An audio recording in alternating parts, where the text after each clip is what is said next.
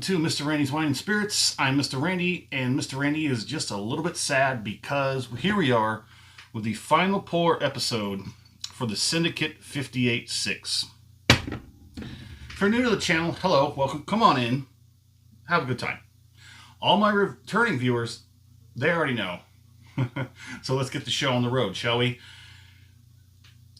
I'm going to drag it out a little bit because I don't want, you know what? Let's flip that script. Let's go ahead and pay homage, salute it, and let's make a plan to take that drive and pick up another bottle for about, what did I say, about, I think it was just under $42 out the door. This bottle went fast. This bottle went faster than any other bottle that I've had in quite a while. On the nose, it's very somewhat subdued, I'll say that. You can still get a lot of that sherry notes, very strong coming at you. Now this was a 12-year-old blended Solaris cask system. After it was blended through that system, it was then poured into the Oloroso sherry cask, where it finished for anywhere from 1 year to 2 years. Excuse me, I have to turn this off before I know it's going to start making noise as soon as we get deep and I forget about it. But let's do the rundown, shall we? For all my new viewers, Mr. Randy does a 3-part series when he does a review of a whiskey, wine, libations of sorts. Here we are on part 3, but let's take 2 steps back to part 1. Off the rip, get the bottle home, get it in the glass, have it pour, have a taste, and share my first impressions with you, because first impressions matter. If you fail, second impressions matter too. Part 2, halfway down the bottle-ish, depending on how long it takes to get there. This bottle was halved in that first evening. I went from off the rip to here one evening. And then it was very tough to let it sit. It was very tough to let it sit. I wanted to get back to it as soon as possible. So this one went a lot faster. Halfway point, we're going to do what's called the full review. I'm going to get on the internet. I'm going to find as much information as possible while I let what's ever left in the bottle sit for a period of time and see if the characteristics change as it opens up. Does it get better? Does it get worse? It is what it is. Que sera, sera. Part 3, all the way down where we are here today, is called the final pour, thusly called. We have the final pour right here, unfortunately. But hey, think positively. Now I get to go get a replacement bottle. Final pour, we're going to see how it compares to the first pour and everything in between. 12 years, blended Scotch, Oloroso sherry finished. Very nice nose. It's got that dark, rich sweetness of a sort of a mellow, sort of, I don't want to say musky, not bitter, but it's like sort of a sour, bitter type of fruit. Almost, because it comes from the sherry cask, so you're getting the wine kind of characteristics. Very nice. Let's go ahead and get on the palate.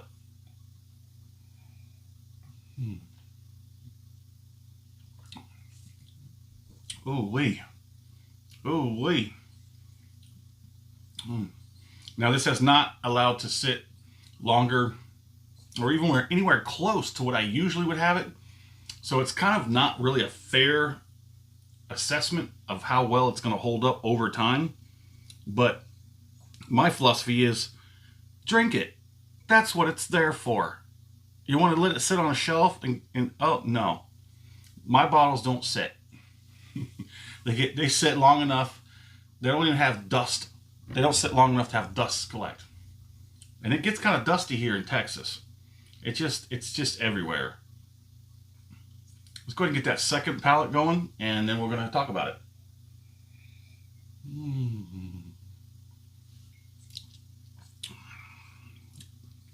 Oh yeah. That is definitely it. I'm definitely going to have to make a trip and pick this up. I'm definitely going to have to start looking around to find out what stores are going to be down and around the San Antonio area. Hopefully there's going to be some stores down there that have this on the shelves pretty regularly. That would be fantastic. Okay, so let's get one more.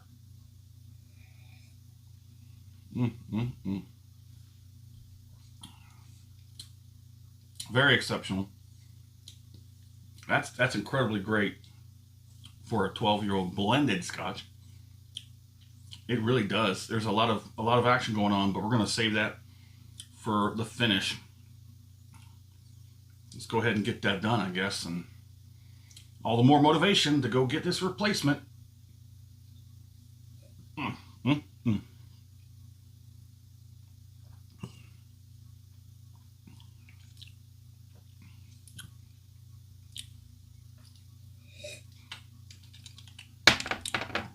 Yes, indeedy. Roof of the mouth, top of the tongue, the lips. I just love a sherry cask finished Scotch. This has got a lot going on, and it's really crazy that it is blended. They do use the Solaris cask system, which is where you continuously put in when you take out. That way it keeps blending. It keeps naturally blending. I have to do some more reviewing, some looking for these type of things, more videos to see this in action. But yeah, they pour in 12-year-old Scotch in the top, and it kind of melts and marries as it goes down through the system, to the barrels, down to the barrels, down to the barrels, and at the bottom they pull it out and bottle it.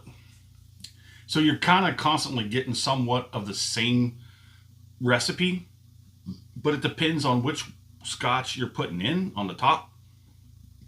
I don't know if they put only one in at a time, or do they put a multitude? Do they put like one barrel of a certain type and another barrel of a certain type at the same time? Is it one only at a time, and they just add one at a time over time? As they pull out, they put back in. I really want to do more research and find out more about this. This is quickly gaining a place on Mr. Randy's shelves. So there it is. Very wonderful. So sad to see you go. The cheeks, everything's roughly about a 1 and dissipating. There's a 2 on the back end where there's a little bit of heat, but that's about it. I'd say the back of the tongue, or the back of the mouth, the esophagus, where it's getting up a little bit of heat, that's a little bit above a 2, starting to dissipate. The rest of the mouth is kind of done at this point. Doesn't overstay its welcome. Kind of enforces you to want to take another pour and have another drink.